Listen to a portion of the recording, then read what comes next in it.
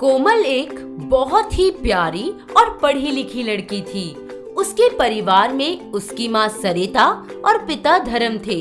कोमल की शादी निशान नाम के लड़के से हो जाती है, जो स्वभाव से बहुत ही नेक दिल और अच्छा लड़का था।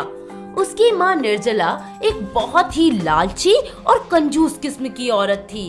वो आए दिन किसी ना किसी चीज की डिमांड करती ही रहती है। ऐसे ही एक दिन घर पर नाश्ते के समय, बहू, अरे ओ बहू, कहाँ है तू? जी माँ जी, आए बस चाय हिला रही हूँ आपके लिए। अरे मेरी प्यारी बहू, तू तो बहुत अच्छी है। तेरे मायके वाले तो जरूरत से ज्यादा ही अच्छे हैं। माँ जी, बात क्या है, कहिए। वो मैं कह रही थी कि निशान की नई फैक्ट्री के लिए अगर तेरे पापा थोड़ी पैसे दे दे तो। पर माँ जी, अभी पिछले महीने ही तो 4 लाख रुपए दिए हैं। अरे वो तो मैंने बैंक में रख दिए हैं। तू और मांग ले, कमी थोड़े है तेरे मायके में। पर माँ जी, पिताजी की भी तबीयत खराब रहती है, उनकी भी तो सोचिए। मैंने तो अपना समझ के कहा था, आखिर वो तेरा भी तो पति है। मेरा क्या, आज हूँ कल नहीं। अरे रे, आप ऐसा मत कहो, मैं कहती हूँ पिताजी से। ऐसे ही दिन बीतते जाते हैं और निर्जला का लालच दिन पर दिन बढ़ता ही जाता है। कुछ समय बाद कोमल प्रेग्नेंट हो जाती है। कोमल ये खबर देने के लिए जब अपने मायके फोन करती है तो पता चलता है कि उसके पिता धर्म की तबीयत बहुत खराब है, जिसके चलते कोमल और निशान उनसे मिलने हॉस्पिटल जाते हैं। अरे कोमल, मेरी बेटी, तू आ गई। अब मैं चैन से मर सकता हूँ। पापा, ऐसा मत कहो, आपको कुछ नहीं होगा। पापा, आपको कुछ नहीं होगा, आप हौसला तो रखिए, हम साथ हैं आपके सब। नहीं बेटा, अब मेरा वक्त पूरा हो गया यहाँ। अब मत रोको मुझे, अब जाने का समय आ चुका है।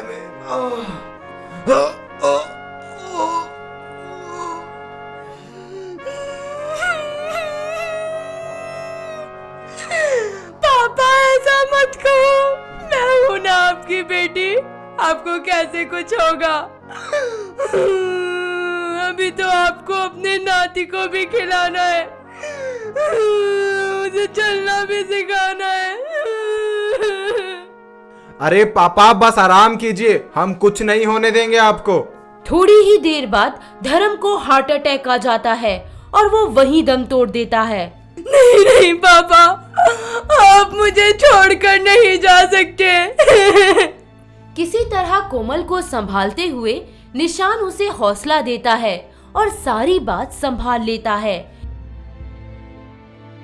कोमल की प्रेगनेंसी को अब 4 महीने हो गए थे और निर्जला उसे अपने मायके से पैसे लाने के लिए परेशान करने लगी थी और उसका अच्छे से ख्याल भी नहीं रखती थी। ना वो उसे वक्त पर खाना देती, ना ही उसका चेकअप करवाती।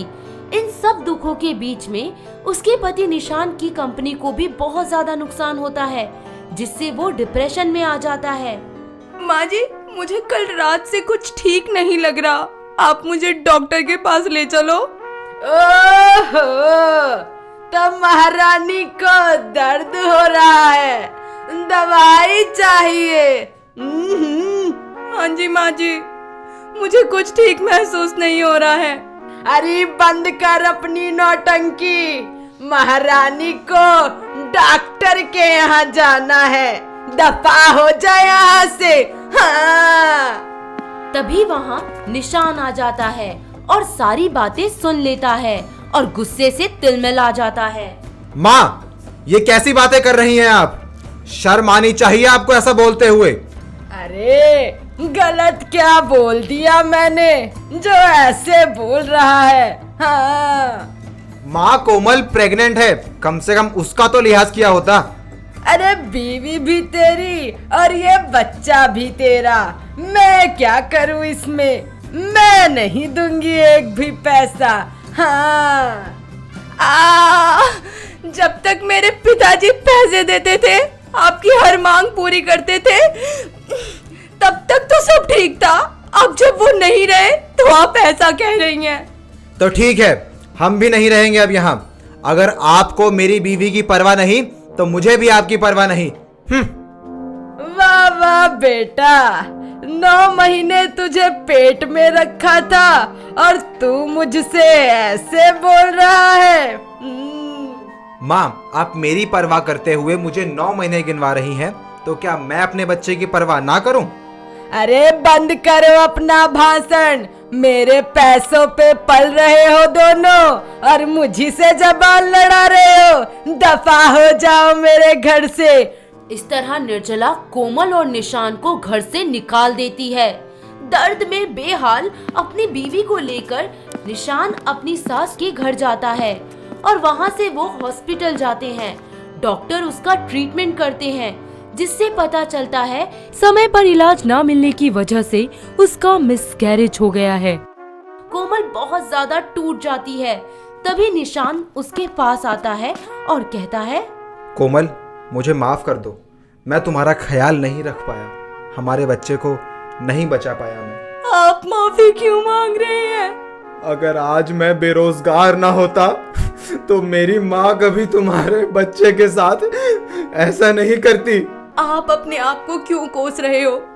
भगवान को शायद यही मंजूर था। कोमल, मैं वादा करता हूँ, जितने दुख देखने थे तुमने देख लिए। अब से सब सही होगा, मैं कुछ गलत नहीं होने दूंगा। मुझे आप पर पूरा यकीन है। अब हम उस घर में कभी नहीं जाएंगे।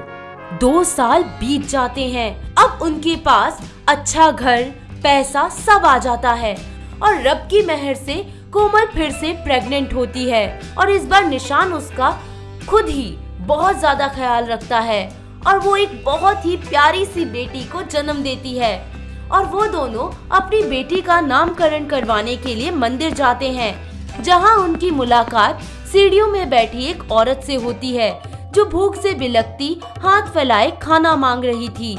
उसे देखकर तो मानो कोमल और उसके पति के होश ही उड़ जाते हैं। वो कोई और नहीं बल्कि उसकी सास निर्जला होती है। माँ जी आप? अरे कोमल, मेरी बहू। कोमल, चलो यहाँ से। जब आपने मुझे और मेरी प्रेग्नेंट बीवी को घर से बाहर निकाल दिया था, तब आपको याद नहीं आया कि मैं क्या कर रही हूँ?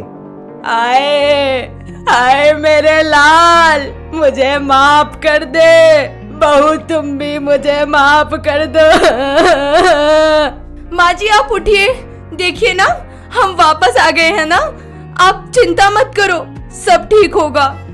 इस तरह निशान अपनी माँ को माफ कर देता है और उनको घर ले आता है और सब एक साथ खुशी खुशी रहने। रजिया के 2-3 बच्चे होकर मर गए और उसकी उम्र भी ढलने लगी तो उसका पति फवाद उससे झगड़े के बहाने ढूंढता, उसे खूब मारता पीटता था। उसे दूसरे निकाह की धुन सवार होने लगी, इसलिए उसने सुल्ताना नाम की एक महिला से शादी कर ली जो कि उम्र में उससे 20 वर्ष छोटी थी। वो उसके प्यार में इस कद्र पागल हो चुका था कि हर वक्त रजिया को घर से बाहर निकालने के बहाने ढूंढता रहता, पर अपनी बनी हुई गृहस्थी को रजिया ऐसे कैसे छोड़ सकती थी। ऐसे ही एक दिन, सुनिए जी, मुझे भी एक नई साड़ी ला दीजिए, समझे आप? अरे अल्लाह कसम बेगम, 1 रुपया नहीं है जेब में। अगर रुपया नहीं है तो अपनी चहेती के लिए अनारकली सूट क्यों लाए? जितने का उसका सूट लिया उतने में 2 साड़ी आ जाती। आए बड़ा, रुपया नहीं है, सब पता है मुझे। अरे बेगम, हमारी जो ख्वाहिश हो वही करेंगे हम। तुम होती कौन हो हमारे बीच में बोलने वाली? मैं वो हूँ जिसे आप ब्याह के लाए थे, जिसने आपका हर पल साथ दिया, समझे? वो मनोज दिन हम कैसे भूल सकते हैं, जब हमारा तुम्हारे साथ निकाह हुआ था। अच्छा, तो अब हमारी शादी पे सवाल उठाओगे उस चुड़ैल के लिए? अरे कुछ नहीं करती वो, बस सारा दिन लीपा पोती में लगी रहती है। अरे बेगम, ख्याल करें अपने शब्दों का। चुप करें आप, क्या सोचेगी वो? ओहो, आपका ये इमोशनल अत्याचार। अभी उम्र है उसकी खाने पीने और ओढ़ने पहनने की, और आप चाहती हैं कि हम उनको अभी से गृहस्थी में झोंक दें? ये तो मुमकिन नहीं। तो मैं क्या उसकी नौकरानी हूँ जो घर का सारा काम मैं ही करूँ? पूरी जिंदगी इस घर को संवारा, उसका ये सिला मिल रहा है। अरे बेगम, तो क्या चाहती हैं आप कि हम आपके लिए अपनी जान ले लें? एक औलाद तो दी नहीं गई आपसे। हाँ, पांच कहीं की। दुनिया वालों की तरह आप भी मुझे पांच कहते हो? अगर ऐसा है ना तो मुझे नहीं रहना आपके साथ, समझ लूंगी। विधवा हो गई। पास में ही खड़ी सुल्ताना सारी बातें सुन लेती है और अपनी जिंदगी में फांस की तरह चुभती अपनी सौत को दरकिनारे होते देख मन ही मन बेहद खुश होती है। वो फवाद को रजिया के खिलाफ भड़काना शुरू कर देती है, पर कुछ समय बाद फवाद को रजिया के साथ किए अपने बर्ताव पर बेहद पछतावा होता है। आखिर उसने उसके साथ 20 साल बिताए हैं, उसका हर सुख दुख में साथ दिया है। ये सब सोचते हुए वो उसे मनाने के लिए गजरा लिए जा ही रहा होता है कि तभी सुल्ताना उससे बोल पड़ती है। जी, कहाँ जा रही हैं इतने सुंदर गजरे लिए? नहीं नहीं बेगम, कहीं नहीं, तुम्हारे लिए लाए हैं। कहीं रजिया सच में ना घर छोड़ दें। मुझे सब पता है, ये गजरे मेरे लिए नहीं, जीजी के लिए हैं। मुझे सुबह हुए कलेश के बारे में भी सब पता है। अच्छा, सब पता है आपको? तो बेगम, अब आप ही बताएं कि आखिर हम क्या करें? आखिर उनका हमारे सिवा इस दुनिया में है ही कौन? अगर वो सच में घर छोड़कर चली गई तो? अरे रे रे रे रे, आप ऐसा क्यों सोच रहे हैं? अगर जाना होता ना तो कब की चली जाती। उसकी नजरें ना आपकी दौलत पर है, तभी तो जोंक की तरह चिपकी है इस घर से। जी, बात तो आपकी एकदम सही है। कुछ ज्यादा ही जुबान खुल गई है उनकी, अपने आप अकल ठिकाने लग जाएगी। ओहो, अब आप चिंता मत करिए, बाकी सब भूल जाइए। ये बताइए, ये गजरे मुझ पर कैसे लग रहे हैं? सुबह से शाम और शाम से रात हो जाती है। रजिया अपने पति का इंतजार करती ही रहती है कि वो उसे अब मनाने आएगा, पर वो नहीं आता। रोते रोते वो ये निश्चय करती है कि अब वो दोबारा फवाद की चौखट पर कदम भी ना रखेगी। इस तरह वो उसके घर से जाने लगती है। रजिया को जाते देख सुल्ताना वहाँ पहुँच जाती है। उतर गई ना तेरी सारी हेकड़ी। अरे मैं तो किस्मत की मारी हूँ, मुझे दुखी कर तू भी सुख से ना रहेगी। डायन उल्टा, उसने आज मुझे छोड़ा है तेरे काया रूप को देख के। ऐसा ना हो कल को वो तुझे भी छोड़ दे। रस्सी जल गई पर बल नहीं गया। चल निकल यहाँ से। बोल ले, तेरा वक्त है, वक्त मेरा भी आएगा। और वैसे भी अभी मेरे हाथ पांव टूटे नहीं हैं, जिंदगी बसर कर लूंगी। चौखट पे खड़ा फवाद अपनी दोनों बीवियों की बातें सुनता रहता है, पर अहंकार की वजह से वो रजिया को जाने से नहीं रोकता। चुपचाप उसे यूं ही जाने देता है। वो दुखियारी दूसरे मोहल्ले में किराए पर घर लेकर अपना गुजर बसर करने लगती है।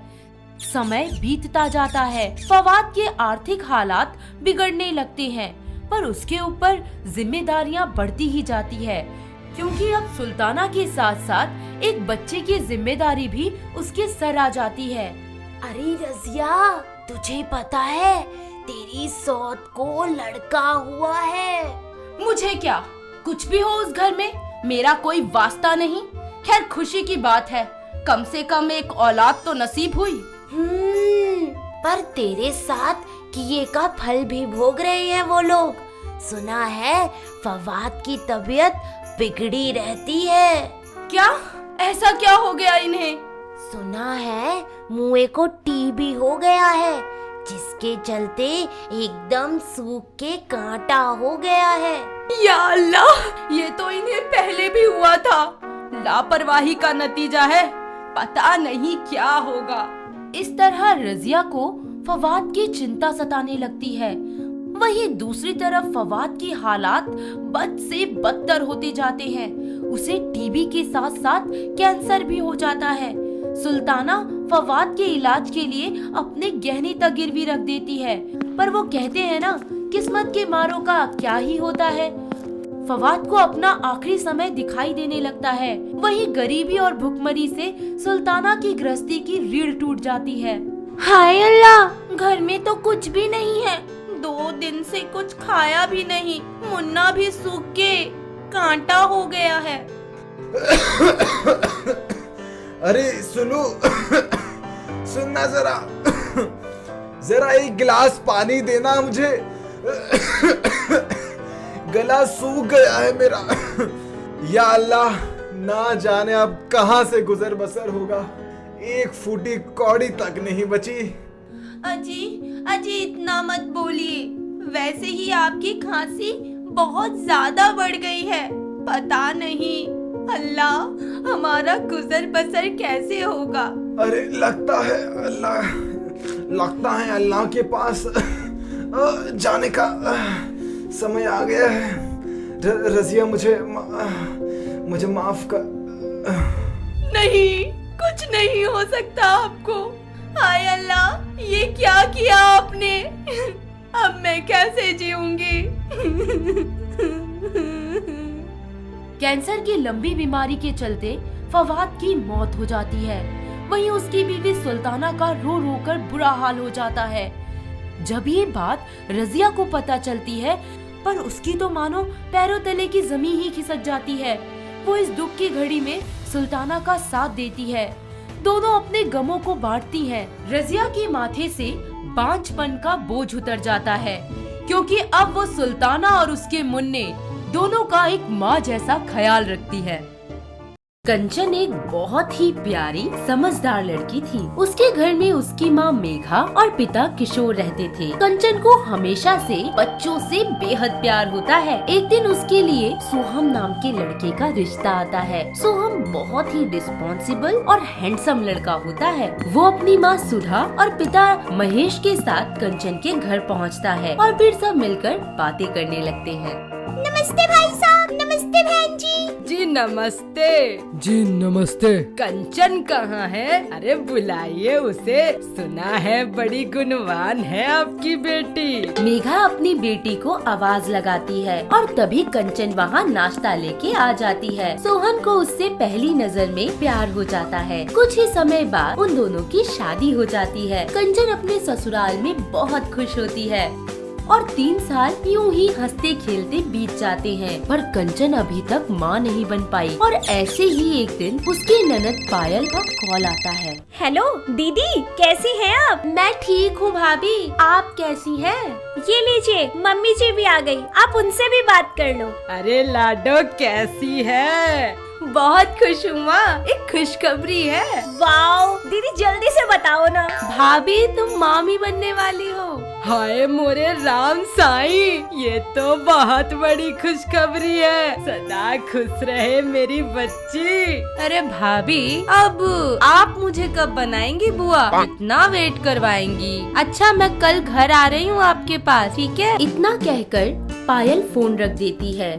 अगले दिन पायल घर आ जाती है। कंचन और उसकी सास उसका बहुत ख्याल रखते हैं। देखते ही देखते पायल की गोद भराई का दिन आ जाता है। मोहल्ले की सभी औरतें उसके घर आती हैं और सुधा और कंचन को ताने देने का कोई मौका नहीं छोड़ती। ऐसे ही फंक्शन के बीच में ये सुनो, इसकी शादी को इतना वक्त हो गया है, अभी तक इसके एक बच्चा नहीं हुआ। मुझे तो पक्का पता है, ये बांझ है, बांझ। हाय मनूस है ये तो। मैं तो अपनी बहू पर इसकी परछाई भी ना आने दूं।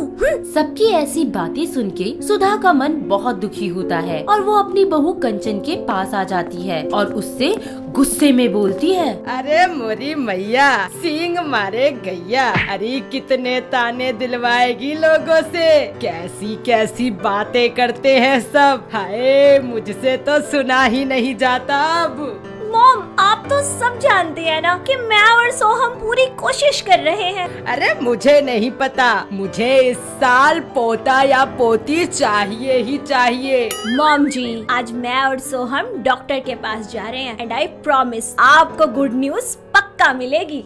शाम हो जाती है। सोहम और कंचन डॉक्टर के पास जाते हैं, जहाँ टेस्ट में पता चलता है कि कंचन कभी माँ ही नहीं बन सकती, वो एक बांझ है। ये खबर जैसे ही सबको पता चलती है, घर में दुख का माहौल बन जाता है। आसपास के सभी लोग सुधा को और भी ज्यादा ताने देना शुरू कर देते हैं। कंचन भी धीरे धीरे लोगों की बातों से डिप्रेस होने लगती है। सुधा से उसका ये हाल देखा नहीं जाता और वो उसके पास जाती है और बोलती है, कंचन बेटा, ये कैसे हाल बना रखे हैं अपने, मुझसे तेरा ये दुख देखा नहीं जाता। मॉम, आखिर मेरे साथ ही ऐसा क्यों हुआ? मेरी ही कोख सूनी क्यों रह गई? अरे तू चिंता मत कर, कोई ना कोई रास्ता जरूर मिल जाएगा, बस थोड़ा सब्र रख। मेरी वजह से आपको लोगों के ताने सुनने पड़ते हैं, इतनी जिल्लत उठानी पड़ती है। नहीं, तू ऐसा मत बोल, लोगों का तो काम है कहना। हम डॉक्टर साहब से बात करते हैं, कुछ तो हल जरूर मिलेगा।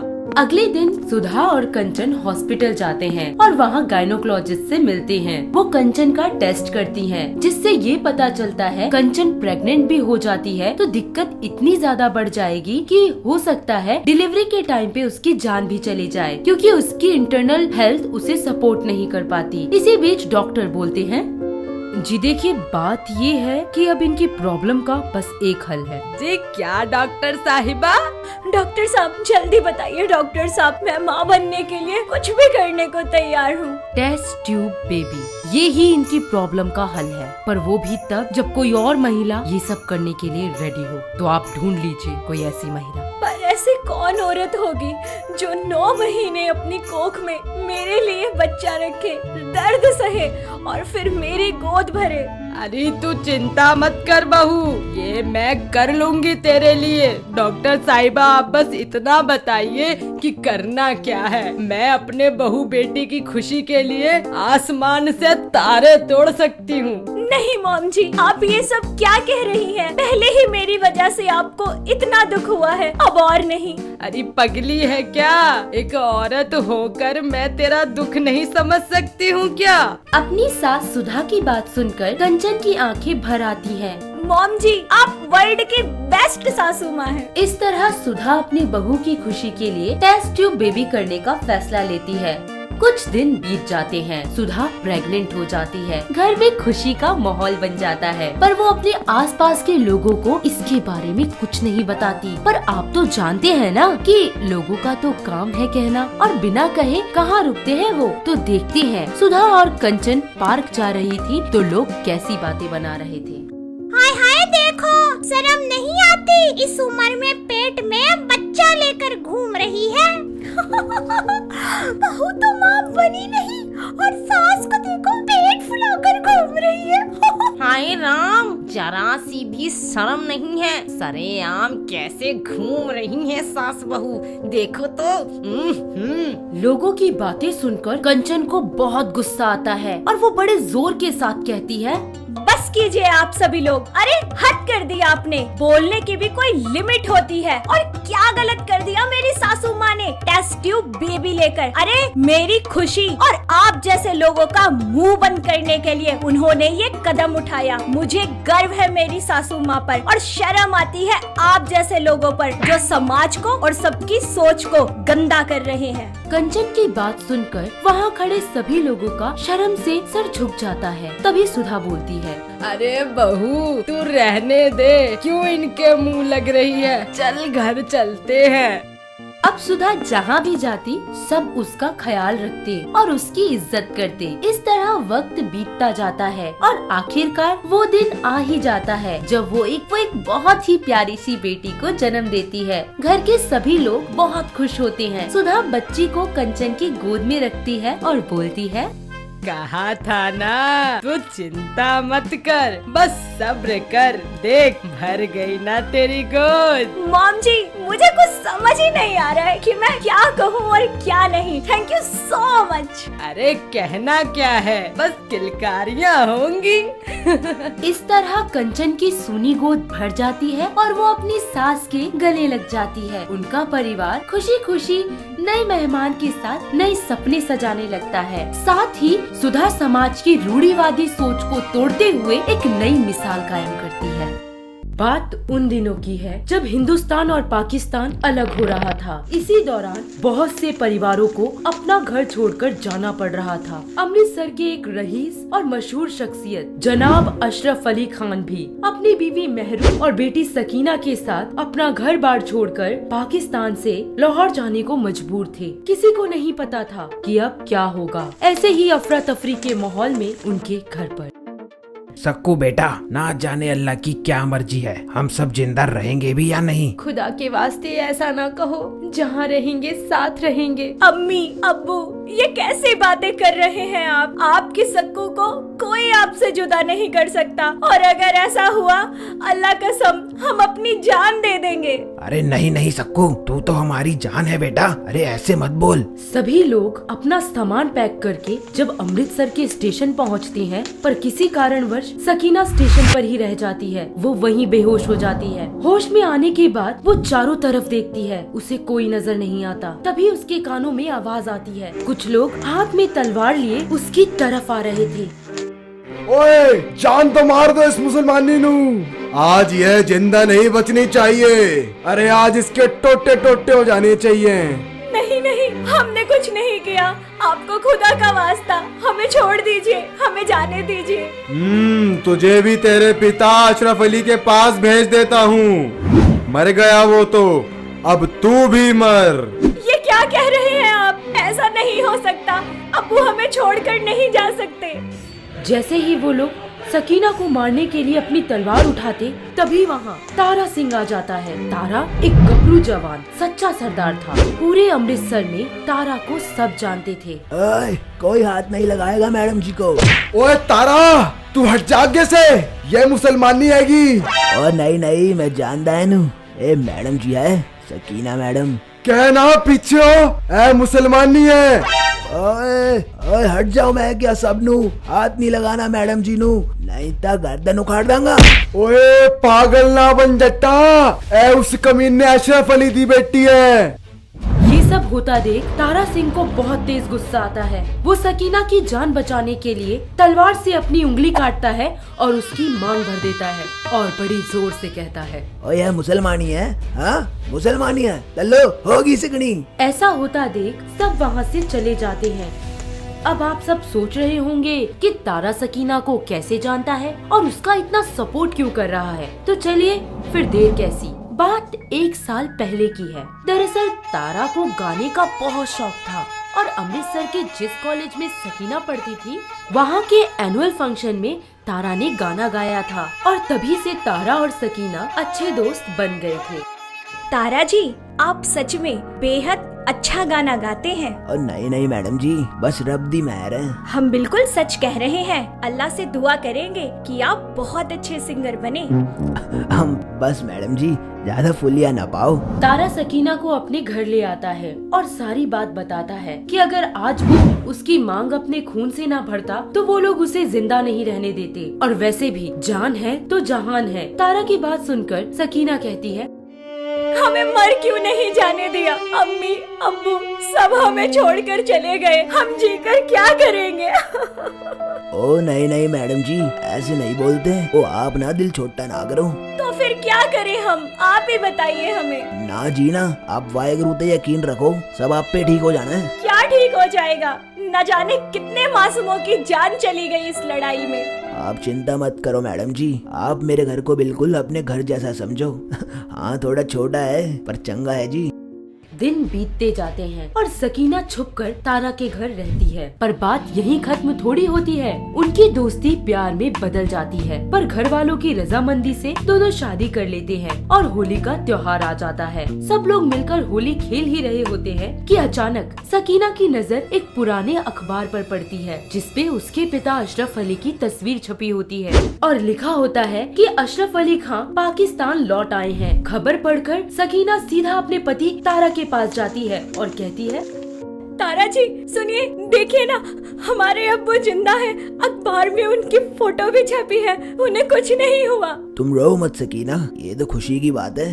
बस आप हमें हमारे अब्बू के पास ले चले, हमें उनसे जल्द से जल्द मिलना है। हाँ हाँ, हम जरूर चलेंगे, तुम चिंता मत करो। खुदा खैर करे, बस जल्दी से ले चलिए, अब और इंतजार नहीं होता। मैं आज ही बात करता हूँ वीजा की, पाकिस्तान जाने के लिए। किसी तरह वीजा लगाकर तारा सकीना को लेकर पाकिस्तान पहुंच जाता है। अशरफ अली जितना खुश अपनी बेटी सकीना को देखकर होता है, उतना ही उसका खून तारा को देखकर जल जाता है। वो मन बना लेता है कि अब वो उन दोनों को अलग कर देगा और अपनी बेटी का निकाह किसी मुस्लिम घराने में कर देगा। और इसी सिलसिले में वो अपनी बेटी से कहता है, सकीना बेटा, मैं बहुत खुश हूँ कि तू जिंदा है, मेरे पास है। पर क्या अब्बू, कहिए ना।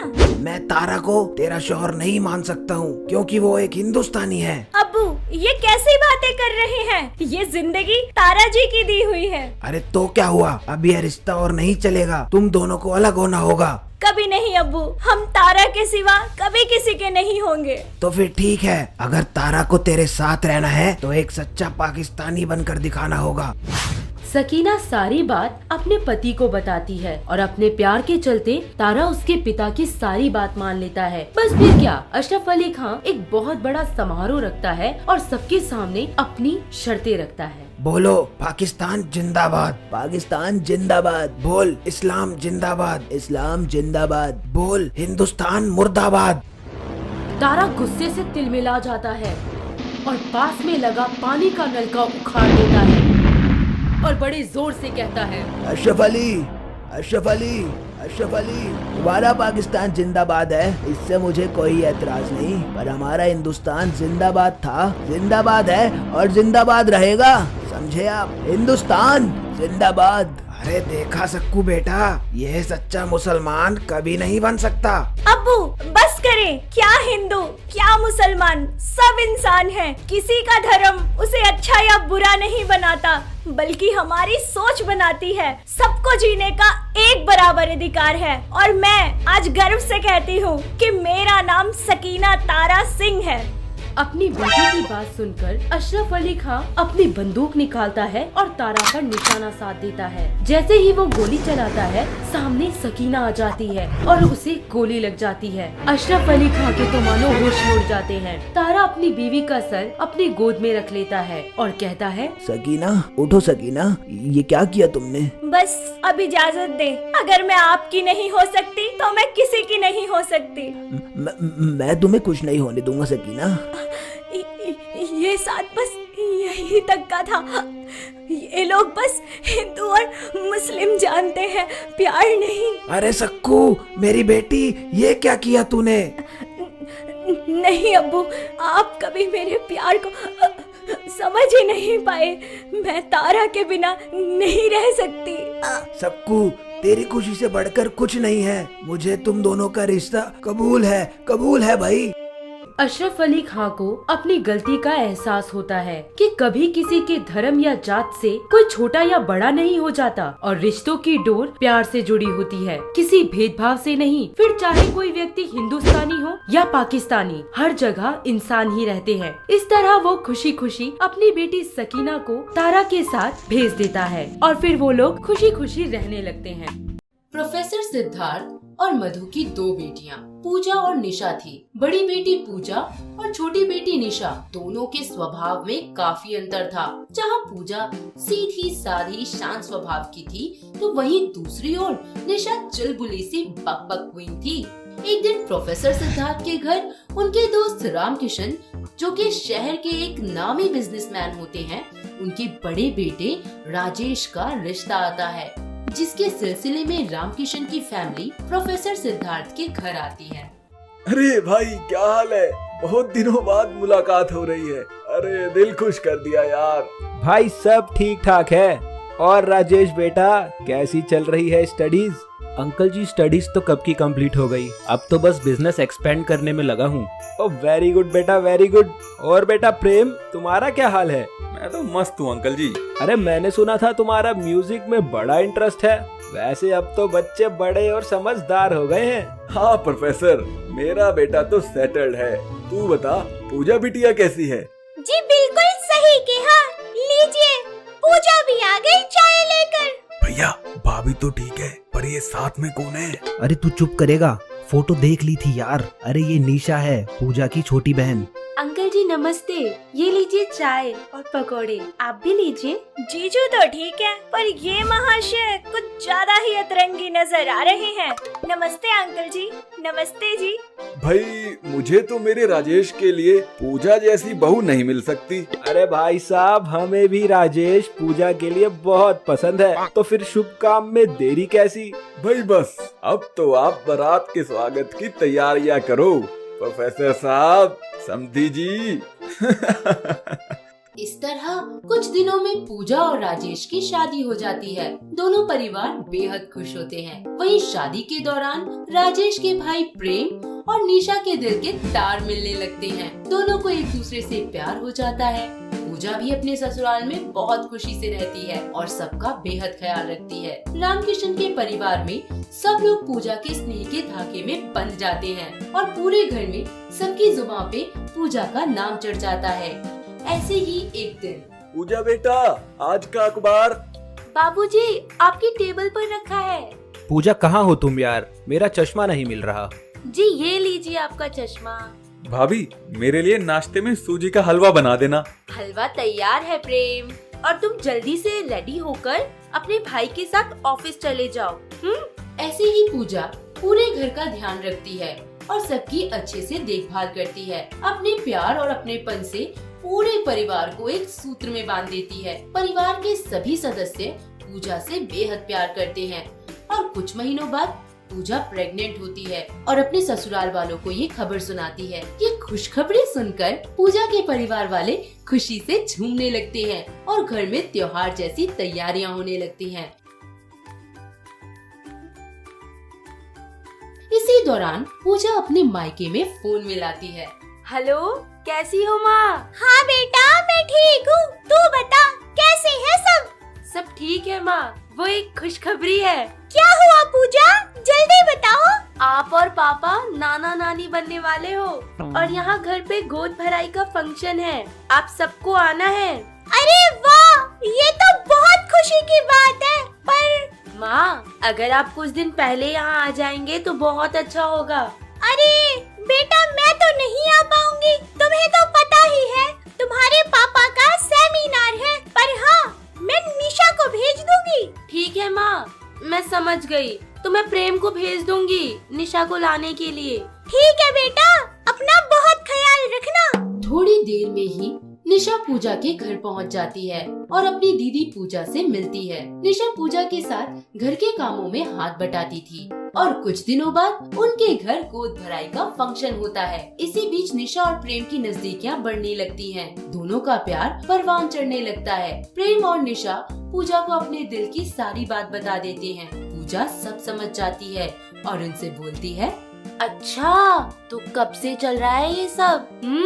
वो भाभी, वो मैं निशा तुम ही बता दो ना। क्या आप भी जीजी, बस कीजिए ना। शर्मा रही है?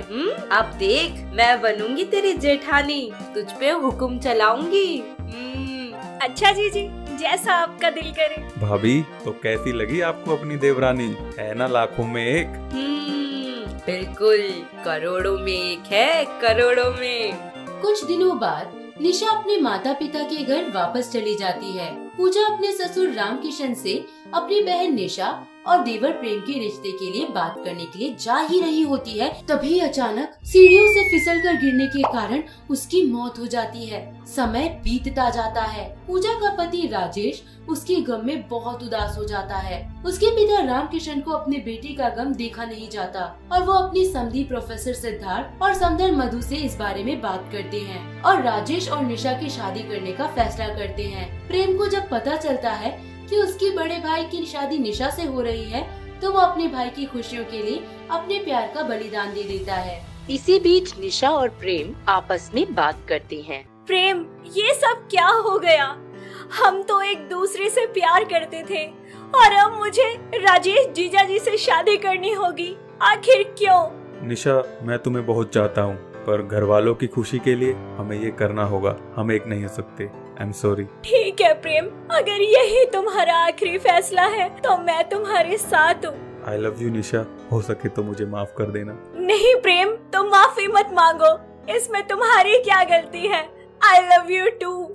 इसी तरह शादी का दिन आ जाता है। जब राजेश अपने रूम में रेडी होने जाता है तो अपनी पहली बीवी पूजा की तस्वीर देख बहुत इमोशनल हो जाता है। तभी उसकी नजर पूजा की डायरी पर पड़ती है, जिसे पढ़कर राजेश के होश उड़ जाते हैं। वो डायरी हाथ में लेकर भागा भागा नीचे मंडप में जाता है, जहाँ निशा, प्रेम और बाकी सब लोग होते हैं। रुक जाइए सब लोग, ये शादी नहीं हो सकती। क्या हुआ भैया? अचानक से क्या हो गया? राजेश बेटा, ये सब बीच में क्यों रोक दिया? कोई बात है क्या बेटा? क्योंकि सब लोगों को कुछ सच बताना है जो बहुत जरूरी है। भैया, कौन सा सच? सब ठीक तो है ना भैया? राजेश सबको अपनी बीवी पूजा की डायरी पढ़कर सुनाता है, जिसमें प्रेम और निशा के प्यार का सच लिखा होता है और सबको पता चल जाता है कि पूजा की आखिरी ख्वाहिश उन दोनों की शादी थी। प्रेम, निशा, क्या करने जा रहे थे तुम दोनों? तुम्हें क्या लगा कि मुझे कुछ पता नहीं चलेगा? अगर आज मैंने ये सब ना पढ़ा होता तो तुम मुझसे पाप करवा देते। यार, तुम दोनों की खुशी ही मेरी खुशी है। राजेश की बात सुनकर सब दंग रह जाते हैं और सब लोगों को प्रेम और निशा के त्याग से आश्चर्य होता है। उनके बलिदान को देख परिवार के सभी लोगों की आंखें भर जाती हैं और फिर सब खुशियों की शहनाई के साथ प्रेम और निशा की शादी करा देते हैं।